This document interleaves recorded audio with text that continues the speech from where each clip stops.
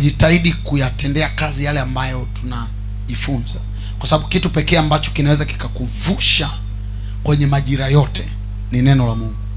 Maandiko yanasema mtu hataishi kwa mkate tu. Hebu sema kwa mkate tu. Sema kwa mkate tu. Kwa tafsiri rahisi, mkate kwako inawezekana ikawa ni kazi yako. Mkate kwako inaweza ikawa ni biashara yako. Mkate kwako inawezekana akawa ni mume wako, kwamba mimi bila mume wangu sifanikiwi. Na maandiko yanakuja nasema mtu hataishi kwa mkate tu. Chochote ambacho unafikiri unaweza ukaishi kwa hicho kinaitwa mkate. Sema amen. Sema amen. Lakini neno la Mungu linatupigisha hatua zaidi. Anasema mtu hataishi kwa mkate tu, bali kwa kila neno. Sema kwa kila neno. Sema bali kwa kila neno. Sema bali kwa kila neno. So kitu kinachoweza kutufanya kuishi ni neno la Mungu. Kitu gani ambacho kitaweza kukufanya uishi? Ni neno la Mungu. Neno la Mungu ndilo ambalo linafanya ndoa zidumu. Neno la Mungu ndilo linalofanya biashara zidumu.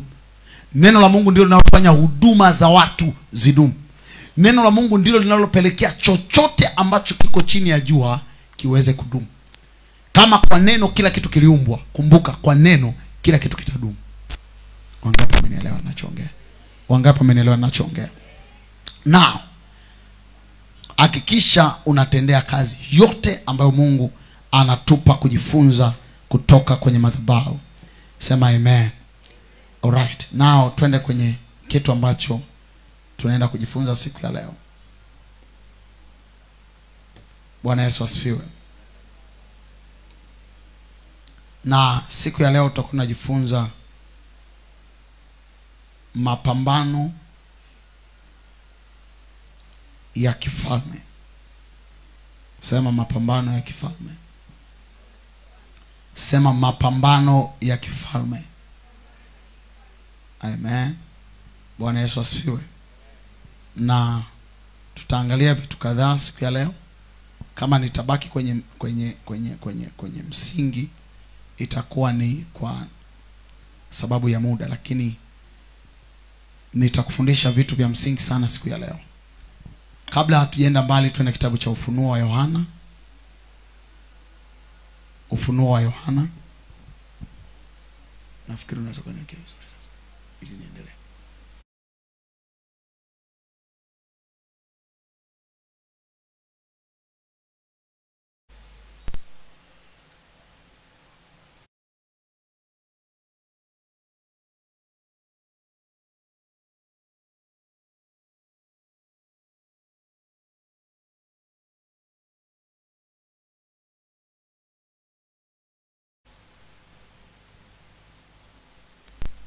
Haleluya.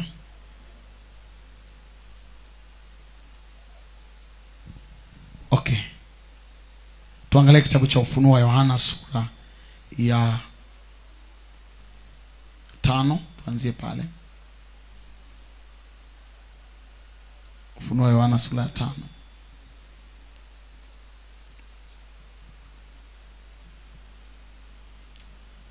Kuanzia mstari wa kwanza.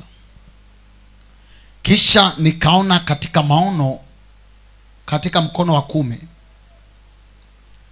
wake yeye aliyeketi juu ya kile kiti cha enzi, kitabu kilichoandikwa ndani na nyuma, kimetiwa muhuri 7. Watu wa kinanda, Mungu awabariki. Amen. Yes. Mstari wa 2. Nikaona malaika mwenye nguvu akihubiri kwa sauti kuu, ni nani astahiliye kukifungua kitabu na kuzivunja muhuri zake?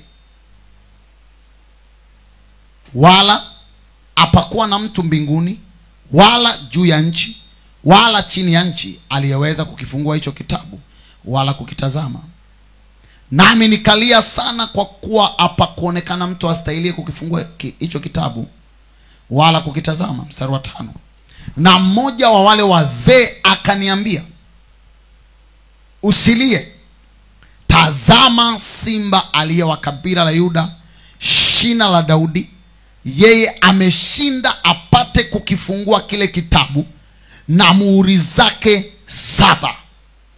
nikaona katika kiti cha enzi na wale wenye uhai wanne, katikati ya wale wazee mwana-kondoo amesimama.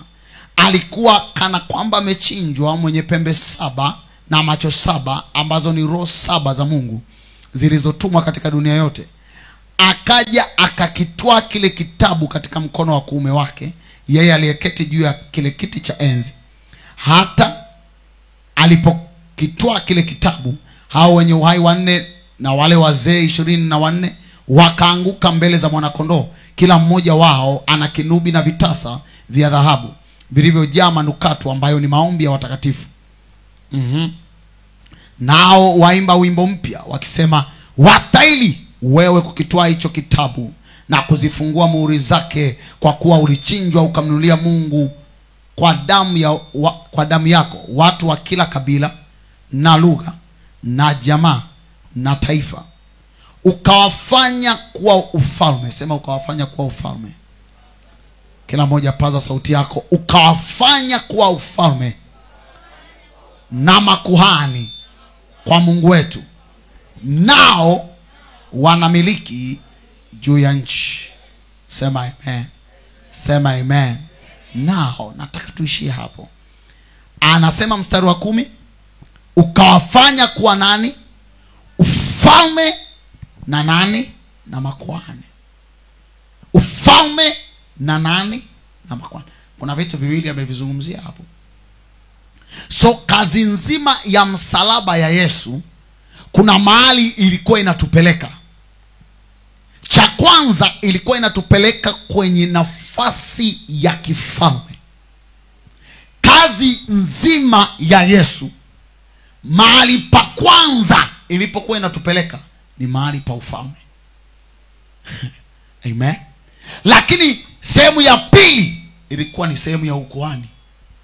Maana yake tunazungumzia nini? Maana yake tunasema kitu cha kwanza ambacho wanadamu walikuwa wamepoteza mara ya kwanza adui alipoingia akaichukua Eden, alipoteza nafasi ya ufalme. Kumbuka tulipokuwa Eden, tukiwa kwenye viuno vya Adam. Wangapi wanaelewa tulikuwa kwenye viuno vya Adam?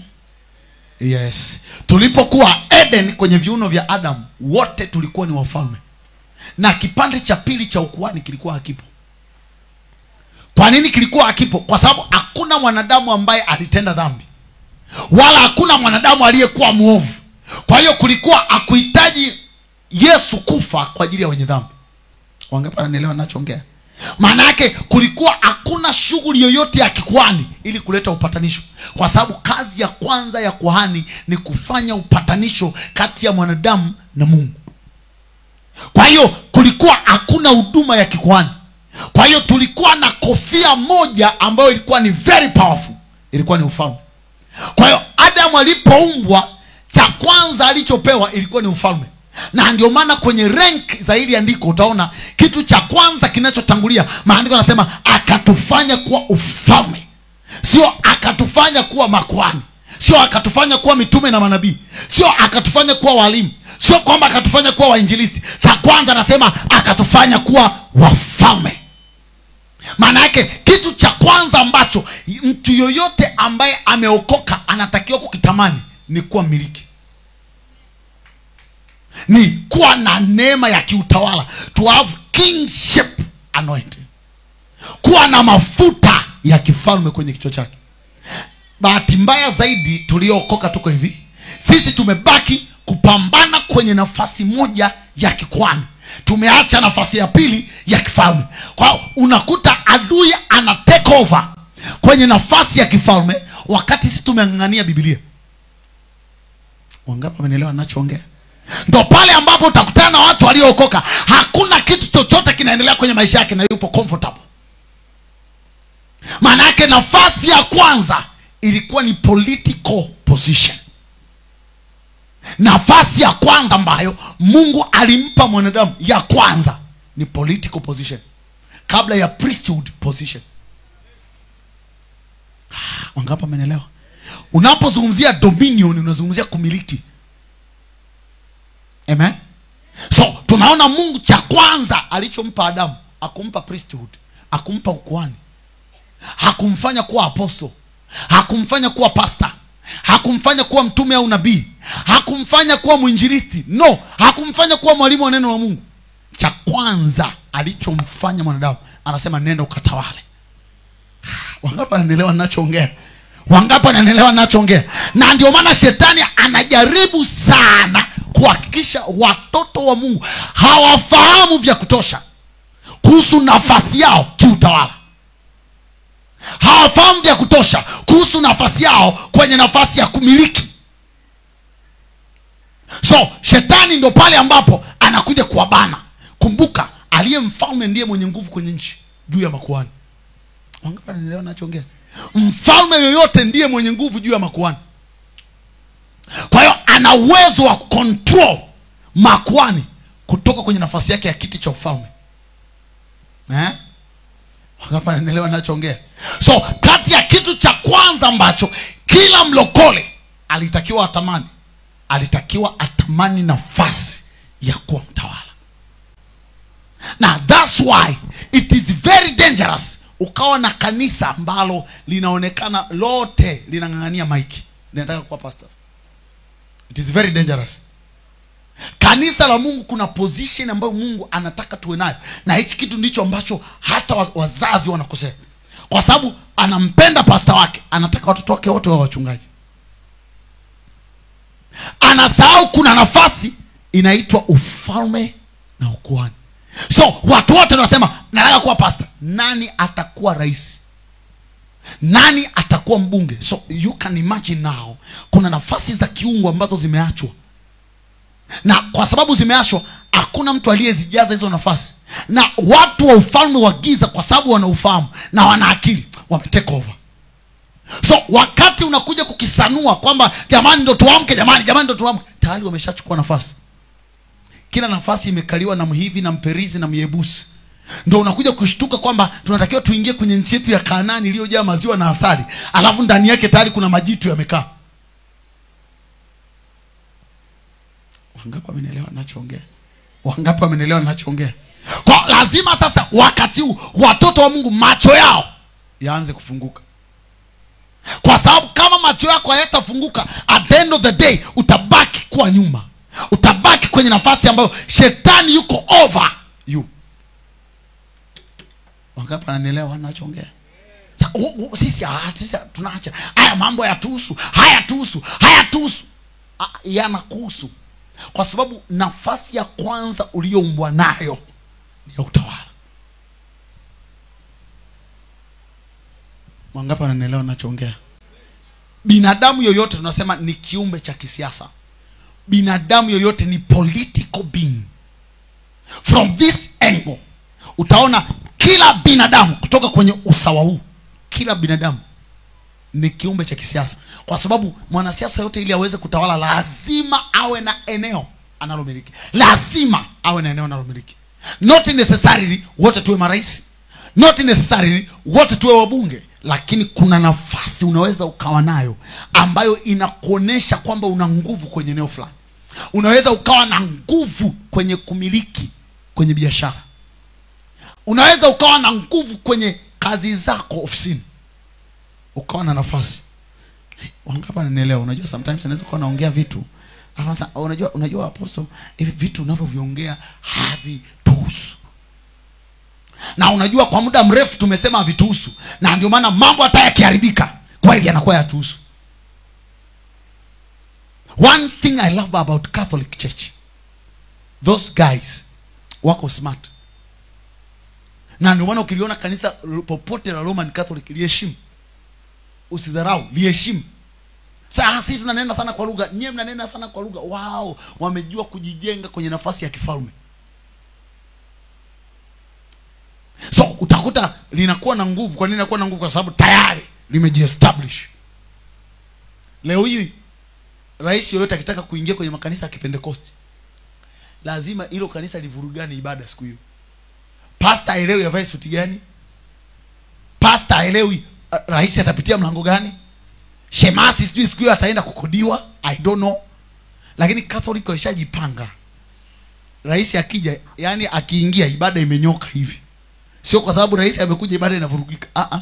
utaratibu ni ule ule, tutaingia mlango huu, tutafanya hivi, tutaingia, na watakao tangulia kama ni watoto wanafanya hivi, wanafukiza uvumba kwenye nyumba ya Mungu, watapita wale watoto wanafukiza ni. Ila siku hiyo wa Pentecost, rais akisema naingia, siku hiyo ndio siku ambayo ibada inavurugika yote. Na ndio maana unakuta marais wengi na viongozi wengi wa serikali, hata kama alikuwa anasali makanisa ya Kipentekoste, akishakuwa kiongozi wa nchi anahamia Roma. Kwa nini? Sema order. Sema order. Wale wamejiandaa kubeba wafalme. Wa Pentecost wamejiandaa rokota, shakata, randosa, ikatarabara. Sema ni amen. Kwenye ile position ya kwanza ya kifalme wamejisahau. So kanisa lazima lijifunze kujiandaa, kujiposition, kujiweka kwenye nafasi. Wangapi wananielewa? Alipowanunua hawa watu, maandiko yanasema akawafanya kuwa ufalme. Hakuwafanya kuwa pastors. Akawafanya cha kwanza kuwa ufalme, sio apostles. So lazima ujue nafasi ya kanisa ya kwanza ni kumiliki. Ukiingia kwenye mtaa wako, kuna kitu gani ambacho kinaweza kikakuonyesha kwamba wewe una sauti kwenye huo mtaa?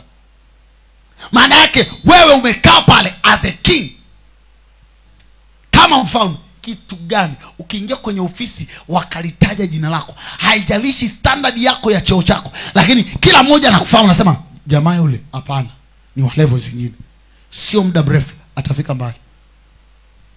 Na ndio maana ukikutana na mtu aliyeokoka yuko barabarani, unaweza kusema sometimes, jamaa huyu alivyo, ameshika mua, anakula maandazi, anakula. Unakuta mfalme, umekukuta mfalme anakula maandazi, anakula mahindi.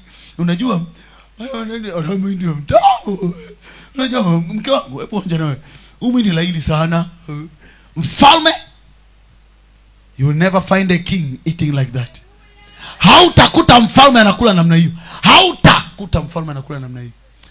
Wangapi wananielewa ninachoongea? Wangapi wananielewa namna hiyo? Umewahi kukutana na malkia somewhere, amesimama mahali, malkia yuko mjini pale, jamani, yani twende tukapige umbea kidogo, yani shosti, yani malkia, are you a queen? Are you a princess? Na ndio maana utakuta wengi waliookoka hawaaminiki. Mlokole yoyote akionekana mbele ya mtu mkubwa, cha kwanza anachowaza ni kuomba hela. Cha kwanza ataanza kujieleza ujenzi tulionao kanisani. Ndugu mheshimiwa, ujenzi tulionao huu umetusumbua kwa miaka 2. Sasa tunaomba utuchangie. Sasa unajua tayari yule mwanasiasa kiangalia ana take advantage. Ila juu ya kanisa ndo kulikuwa na upako wa nini? Wa kifalme. Wangapi wananielewa? Yani ndani ya kanisa ndiko mahali penye upako wa kifalme. Alafu then a church begin to become a beggar. A beggar. That's why ni hatari kanisa likigeuka likawa omba. Kanisa likawa nini? Yani nikwambia ukweli, hata kama ukiwa na hali gani, jiamini ulivyo. Jiamini ulivyo. Hata kama nyumbani unalalia matembele, usiruhusu adui zako wajue. Usiruhusu maadui zako, wale wanaokuchukia wasijue. Hata kama unalala chini kwenye mkeka, toka ndani, umepiga kiatu chako safi, umechomekea, pendeza, paka lipstick yako, tingisha kichwa chako, dada, tembea mjini, uko smart, beautiful. Usionekane kwamba wewe ni dhaifu. Dada, unajua mimi nyumbani huko sinyone tu hivi, yani ni Mungu tu anatufunika na wingu lake, lakini ninavolala.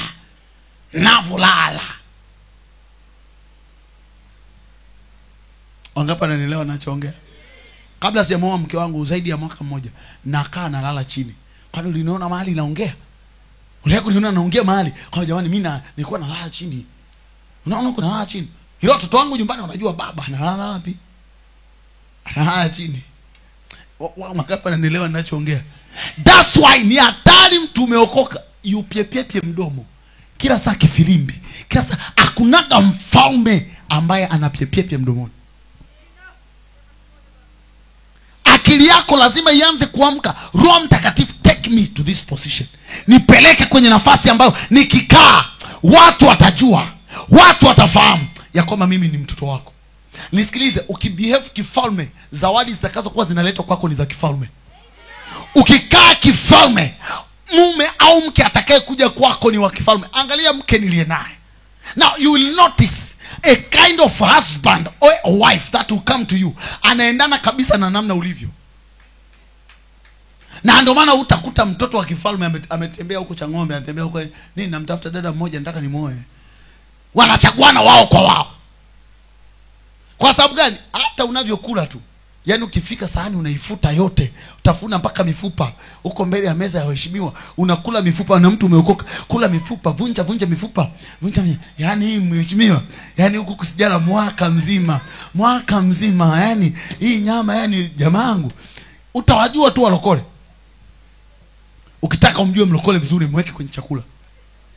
Utajua huyu ni mbegu ya kifalme au mbegu ya,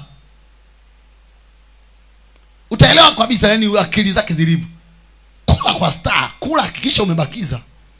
Alafu nasema yani hii huwa situmii sana, lakini kwa sababu mheshimiwa umenileta, nimeona tu nitumie kwa sababu nakuheshimu. Ya mpaka mwenye sasa, kwa hiyo unakulaga nini? Naambia mimi huaga natumia vitu kama, hata kama hujui majina yake, ongea at least uonekane.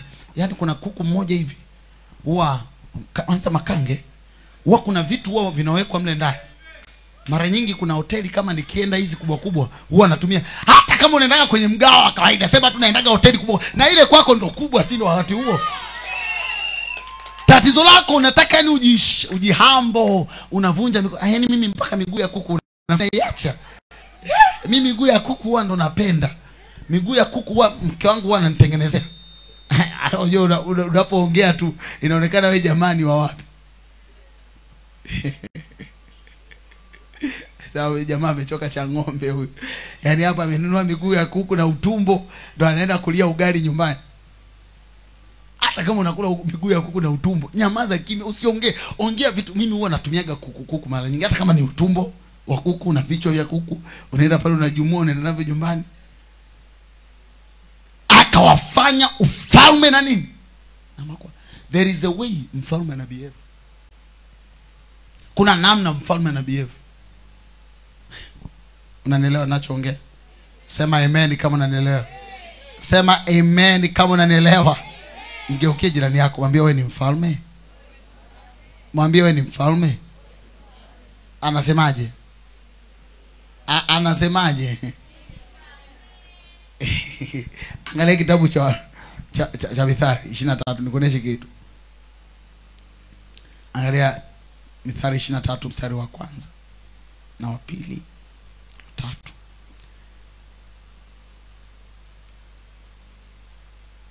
Kuna kitu ambacho anatamani sana watu wa Mungu tuweze kufahamu.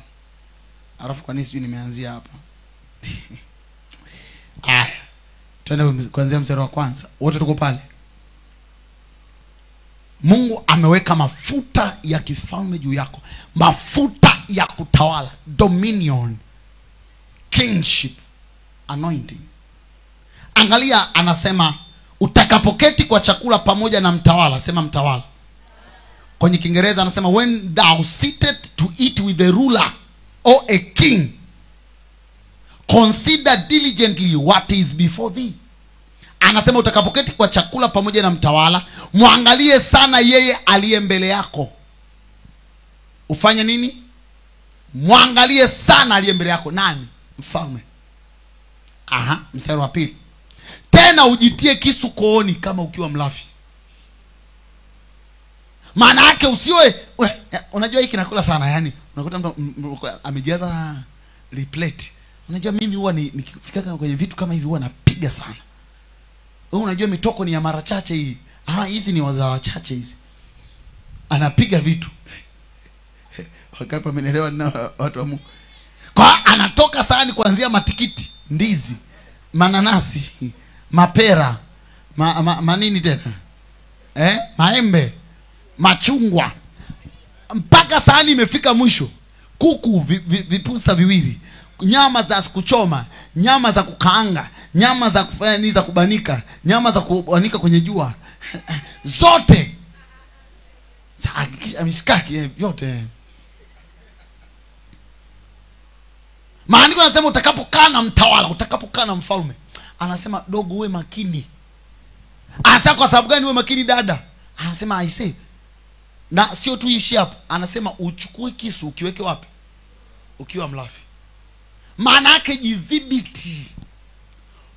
Ukiweka kisu wapi? Maana yake jizuie. Mwambie jirani yako jizuie. Uwe makini, cha kwanza ufanye nini? Ujizuie, jiweke kisu kooni. Anasema usivitamani vyakula vya anasa, kwa maana ni vyakula vya hila. Manake at the end of the day, hivi vyakula utakavyokula vitakuletea mtego. So wakati wewe unatafuta position fulani, unatafuta upate msaada, unajua mtawala anaondoka, anaenda, sasa hivi huyu jamaa ametoka wapi? Mbona kama ni barbaric? Unajua barbaric? Barbarian ni watu wa kizamani. Umewahi kuona wale watu wanaishi porini, wale wanaitwa Wahadzabe?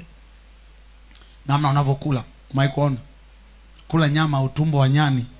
Anavuta jamaa, mbona kama ni aisi?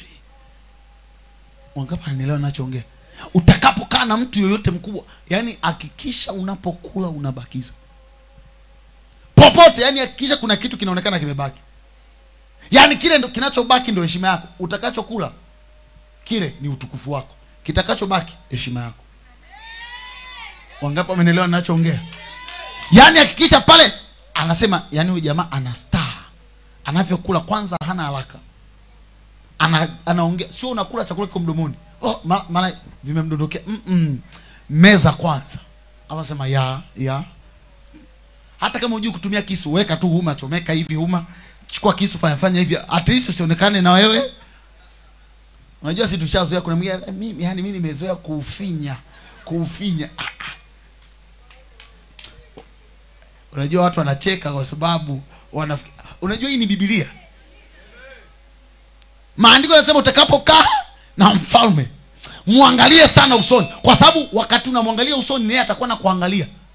Maana yake he will be watching over you. Unafanyaje? Huyu dogo ndo nataka nimpe kazi. Na ndio maana mara nyingi tunashauri utakapoenda kwenye interview au ukienda kukaa na meza za wakuu, jifunze kama kuna karanga, tumia karanga. Hata kama ukuta vyakula vimejaa, tumia karanga na maji. Haimaanishi kwamba upendi kula. Kuna kitu nataka kumuonesha. Kwa sababu nisikilize, watu wengi wakuu wanakufa kwa njia ya chakula. Watu wengi wakuu wanakufa kwa njia ya nini? Hivi umesikia vifo vingi vya wakuu ni vipo kwenye aliwekewa sumu kwenye chakula, sumu kwenye maji, sumu kwenye juice, sumu kwenye... Unafikiri kwa nini? Wanapenda kula. Kilichomuua Esau, aliyekuwa na destiny ya kuwa mkubwa, ni chakula. Unafikiri ni kitu gani? Chakula. Yani mimi nakwambia hiki chakula kichekundu hicho na kipendaga sana. Hiyo dengu. Yani mimi nakwambia niko tayari hapa kukupa hata ukubwa wangu. So watu wengi wanauza ukubwa kwa chakula. So unaona maandiko hapa nakuonya kama wewe utakapokaa na mfalme, hakuna mtu anayekaa na mfalme asiye mfalme. Yeyote anayekaa na mfalme ana destiny ya kuwa mtawala. So you behave yourself. You compose yourself. Unavyovaa, kijana wa kiume, that's why nawaambiaga siku zote, vaa vizuri. Be smart. Be smart. Ukitokea mahali popote, be smart. Kama umevaa jinsi yako hiyo inaeleweka imekaa kiunoni. Kiatu chako kinaeleweka kimekaa vizuri mguuni. Sio unakutana na mlokole ametoka amevaa kanda mbili, anaenda wapi? Anaenda nani? Wapi mnaita? Uko wapi mnaita sokoni? Mavunde. Yuko, mtumishi Bwana asifiwe, usinisalimie ukiwa umevaa kanda mbili, fanya unijui. Be smart. Ondoka kama mtu ambaye umeokoka. Let people know the way you are dressing. Ulivovaa. Asema, unakuja kunisalimia, baba Bwana Yesu asifiwe. Wow, amen. Habari yako? Unaendeleaje? Uko vizuri? Hata kusema huyu ni mchungaji wangu. Mchungaji amevaa vizuri, sasa ndio maana anakula sadaka. Kumbe hata sadaka zenyewe unatoa bukubuku. Nakulaga sadaka yako. Wangapi wanaendelea nachoongea? The way you present yourself, unavyojionyesha ndivyo watu wanavyokutambua. Huyu dada ameokoka, acha bwana. Lile kanisa lao wanajua kuvaa. Kanisa lao wanajua namna ya, hata ukikaa nao kwenye sherehe hawana papala ya vyakula. Wangapi mmenielewa? Wanasema mtu ameokoka na beba ni mfuko liko hivi. Akienda kwenye sherehe, yani jamani hamna msosi uliobaki huko. Umaskini ule. Hakuna msosi wote uliobaki huko. Nimekuja na kifungashio kidogo. Kama kuna kuku yote unaweza kaambia nani chef pale nisaidie. Punga mkono. Nyoa ndevu vizuri, sema amen. Punga mkono.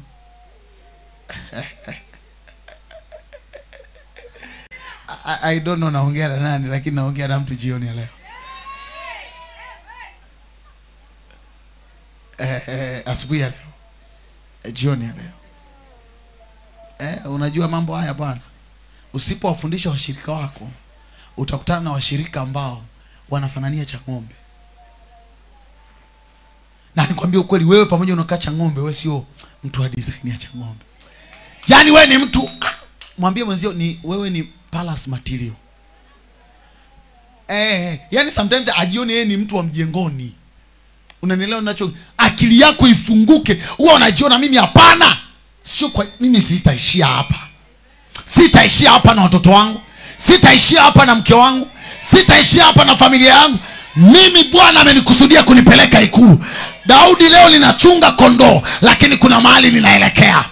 Haijalishi watu wananionaje, haijalishi watu wananitazamaje. Sikiliza, bro, unaniona leo niko hivi. Baada ya miaka 3 njoo niangalie. Muulize mke wangu. Mimi nilikuwa very smart. Waulize wote washirika wangu. Ulikuwa uwezi kujua kwamba kuna mambo yananisumbua huko. Sijui eti nanukia shida. Nanukia shida, mtu umeokoka unaona Roho Mtakatifu. Roho Mtakatifu anakufundisha mpaka kuna namna ya kuchana nywele. Kuna kipindi nilipitia changamoto nyingi za kimaisha. Nikaenda nikanunua nguo mpya nyingi. Unanielewa? Nilikuwa nabadilisha kila siku ili nisifananie matatizo unayopitia. Unajua kila mtu ukiwa unapitia moto anataka akuone ukiwa unaungua. Ukiwa unaambika jamani naungua. Jamani. Then anakuta unatabasamu na kila siku unapiga, na nilikuwa naenda Photoshop. Naenda Photoshop, hii ndio shop. Photoshop napiga picha, ni mapose kama yote. Kwa hiyo naenda nashtua status, naweka picha nimepiga Photoshop na nguo smart na kiatu kikali. Napiga picha. Kesho natoa naweka nyingine. Makoti mazuri mazuri. Hata nikikuonesha kwamba yani hizi ndio picha nilikuwa napitia nyakati kama hizi. Mwenyewe anasema kama jamani nitumie hapo hata mimi post. Kwa sababu ni nzuri. I say ni nzuri. Naenda saluni na nyoa nywele vizuri. Naambia nyumbani pale, naambia dada hebu njoo. Niweke kitu kichwani kiwe kinakaa cheusi hivi. Niwe napendeza. Acha ni yuko kuna unakaa unanukia shida na matatizo. Yaani mtu umetokea nyumbani kwako, yani kila mtu yani pastor niombee mashida aliyoko nyumbani. Sometimes hata pastor akiwa anataka kuombea, anawaza Mungu mpe gari. Mpe nyumba nzuri kubwa. Akikuangalia hivi anakuona kama una matatizo ya ujane, hata kama una mume nyumbani. Ni wangapi wananielewa? Sema upako wa kifalme. Maandiko yanasema akatufanya kuwa ufalme. Manake position ya kwanza ilikuwa ni ufalme. Unajua walokole tumekimbilia position gani? Tumekimbilia position ya mic. Kila mtu, Mungu alikukusudia uwe politician mzuri. Sasa hivi unang'ang'ania mic. Kila mtu, sasa pastor najisikia. Unaweza kujisikia msukumo wa kuhubiri, lakini usiwe mhubiri wa kwamba mimi ni pastor. Unaweza kuwa ni mwanasiasa mzuri lakini pia unahubiri.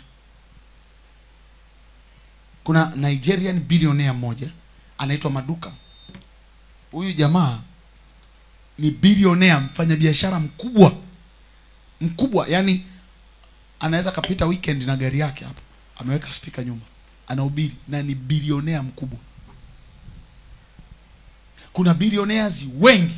Juzi nimeona wacheza mpira waliookoka wanaomwamini Yesu.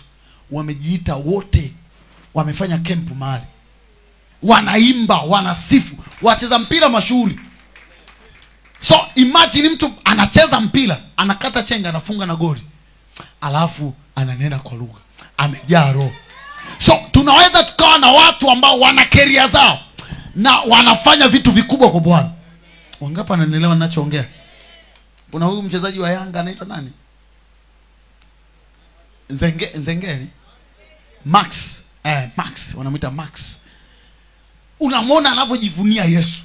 Haoni aibu. Yaani pamoja na kipaji alichonacho, haoni aibu kumuonesha kwamba mimi ni mali ya Yesu. So tunahitaji kanisa, sio kanisa watu wote tutashika mic. Kuna mtu ataenda kwenye kiwanja cha mpira kimejaa watu 40,000.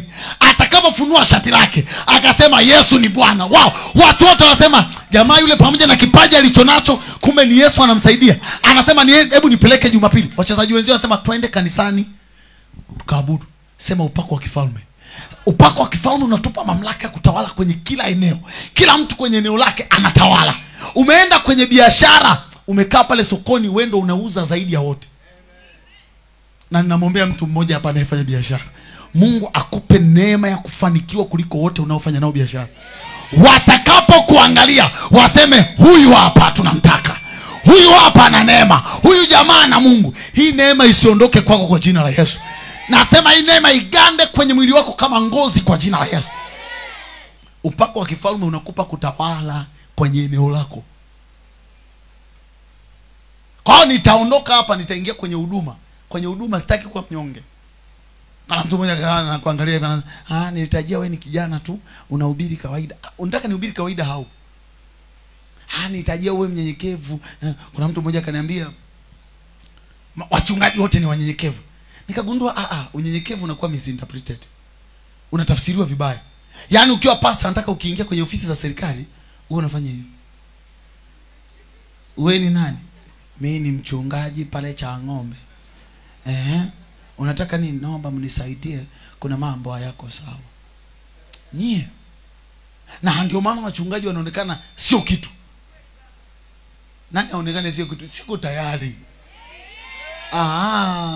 Unachunga jenzi, alafu unataka uonekane yani wewe ndio wa nyuma kwenye maisha. Wangapi wanaelewa ninachoongea? That's why hata pastors amkeni. Pastor mwe na akili. Yes, usiseme tu kwa mchungaji ni kazi ya kukosa akili. Na ndio maana Mungu nilijua aliponiita. Nilimemalizia chuo kikuu, nikaenda nikasoma na degree nyingine tena. Nimekaa darasani miaka 3. Darasani kusoma, kuandika notes, kujibu maswali, kujibu mtihani, kupewa marks. Ili nisije nikawahubiria utumbo watoto wangu. Nikaja hapa nikawahubiria vitu farara havieleweki. Sema baba, yani unajua ni kweli handsome. Unajua mimi najua ni handsome. Kwa hiyo hata shetani anajua. Sasa baba ni handsome, lakini anavyohubiri yani bora angekaa kimya tu. Angekuwa anahubiri mama. Bahati nzuri nimeoa mwanamke mwenye akili. Sasa ogopa sana. Kwa hiyo kuna vitu Mungu anatarajia kwako kwenye eneo ambalo amekuweka. Kama pastor, uwe pastor mwenye excellence. Kama ni mfanyabiashara mwenye excellence. Sio unauza pale mgawa wako, mlokole umeokoka, kifua kiko wazi, maziwa machafu, mara huku umepaka masizi, wali umeingia hapa. Unakuja mtu anasema wali wenyewe pia una njia, unapita huku, wengine unadondokea hapo, unaongea mate na dondokea kwenye nani. Hapana. Onesha excellence. Mtu akija anavutwa, kesho ndakuja. Unaitwa upako wa kifalme. Sema upako wa kifalme. Maana yake kwenye eneo lako Mungu amekupa kumiliki. Umekaa pale, unamiliki. Wangapi wamenielewa ninachoongea? Nimekaa kwenye eneo langu la kihuduma, hapa kwenye huduma nafanya vizuri. Watakapotafuta watu wa umri wangu, wakiwa wanaangalia nasema no, tumeona watu wengi kama huyu, lakini but this one. Lakini huyu. Natamani kuna kijana mmoja wakikuangalia, hekima ulionayo ndani yako na umri wako, wasema no, hapana, huyu mtu ana Mungu. Hii hekima haiwezi kukaa kwa mtu asiye na Mungu. Hii neema ya biashara. Kuna vijana wanafanya biashara mpaka wanasema wow. Nikimwangalia Israeli nasema wow. Mimi nikwambia kati ya wafanya biashara wakubwa walioko ndani ni Israeli. Israeli baby kwa. Yuko wapi? Kimbia. Huyu mwamba bwana ni mfanya biashara mkubwa sana. Ana maokoto. Maana nikimsifia sana sija kanipa hela. Unajua sitaki nimsifie sana. Amen. Mpige Yesu makofi kwa ajili ya angalia kule. Sio swala la umri. Ni swala la bidii. Maandiko yanasema mtazame mtu mwenye bidii. Anasema hata keti mbele ya watu wasio na cheo. Maana yake mtu yoyote mwenye bidii, dogo utakaa mbele ya wafalme. Unajua unaelewa ninachoongea? Hautakaa mbele ya watu dhaifu, wachache, wanyonge.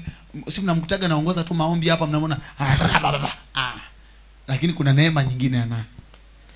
Hata keti mbele ya watu wasio na cheo. Hata keti mbele ya watu walio dhaifu. Ukimkuta Israeli yuko barabarani anauza karanga zake. Very busy. Very busy. Israeli anapata hela kuliko wafanyabiashara wengi ambao na watu wengi mlioajiriwa. Mtu ukiwa unaweza kuingiza milioni 1.5 kwa mwezi. Ni hela ndogo hiyo. Kwa karanga tu unazotembeza unafanya karanga bites. Yaani kati ya mtu atakayeolewa na huyu jamaa. Mimi nakwambia akija mara moja usiongee mara mbili. Mwambie ili jibu naomba uje uchukue baada ya siku moja ili angalau na wewe usionekane kama hauko rohoni. Nenda katika jina la Yesu. Mungu akubariki. Kwa sababu kuna watu ukishawaona unajua huyu jamaa nimetoboa. I love my boy. Hapo alipo ana ng'ombe wake, hapo alipo ana mashamba yake, amenunua kwa hela zake. Sasa nyinyi mnakaa mnafikiri vijana huyu kama unamwangalia tu yuko hivi. Mnanielewa nyinyi akina dada mnaoangalia nani Mnanielewa nyinyi akina dada mnaoangalia? Sio kwa nini afu nimesema. At least kuna mtu mmoja anaamka ndani katika jina la Yesu. Kuna mtu mmoja anaamka ndani kwa jina la Yesu. Jua kwenye eneo lako. Israeli anajijua mimi ni mfanya biashara. Hakuna mtu anayemmotivate Israeli amka kwenye biashara. Ataamka mwenyewe, ataenda kufuata bidhaa zake, atarudi nyumbani, atatengeneza bidhaa zake, akimaliza anapack, anafanya packaging, anaondoka. Baada ya muda mfupi anasema nataka afungue kiwanda chake. So imagine. Kuna kijana ukimwambia naomba 50,000 hapa, sasa sina. Mwambie Israeli sasa. Sijasema mkamwombe. Kuna kitu natamani kukiaddress. At least moyo wako uanze kufahamu ya kwamba huu upako wa dominion upo. Yaani sio tu swala kwamba Mungu aliniumba. Akaniumba, akaniambia nenda ukatawale. Na nilikwambia Mungu aliposema nenda ukatawale maana yake go and take charge. Kutake charge maana yake kuwa mbele. Kutake charge maana yake wewe ndio kuwa juu. Na maandiko yako wazi anasema utakuwa juu tu wala sio chini. Maana yake hakuna bahati mbaya yoyote yawe kuwa chini. Sasa niko chini kwa bahati mbaya. Yaani unajua wengine wana bahati za hakuna mtu mwenye bahati. Neno la Mungu linasema hivi kwenye swala la bahati linampata wakati na bahati umpata. So wewe kuna muda wako wa kupata bahati lakini unauchezeaga. Kuna wakati Mungu anakupeleka kwenye biashara, ukianza biashara wiki 2 wiki 3 sana. Yaani haviuziki. Nikaona tu niache hii biashara, nianze nyingine. Siku nyingine ukweli haviuzikagi. Funga, kesho nenda tena. Lazima nitawale. I must take charge.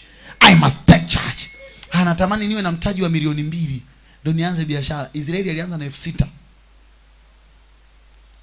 That boy alianza na shilingi ngapi? 6,000. Siku zote ni mfano wangu ulio hai. Wengine wote Mungu awabariki na mifano yenu. Kwa sababu najua alianza na shilingi ngapi?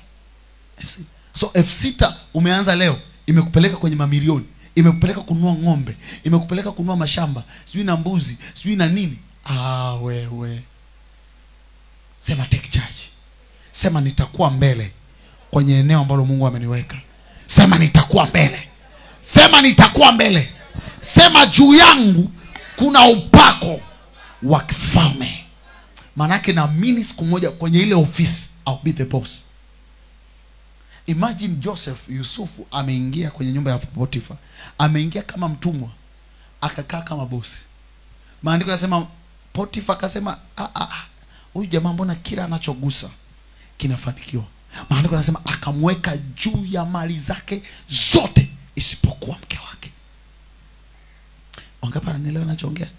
Akamweka juu ya nini? Manake biashara zake zote za madini, biashara zake zote za kilimo, biashara zake zote za mazao, biashara zake zote za just mention, kila kitu akamweka juu, akasema isipokuwa mke wangu.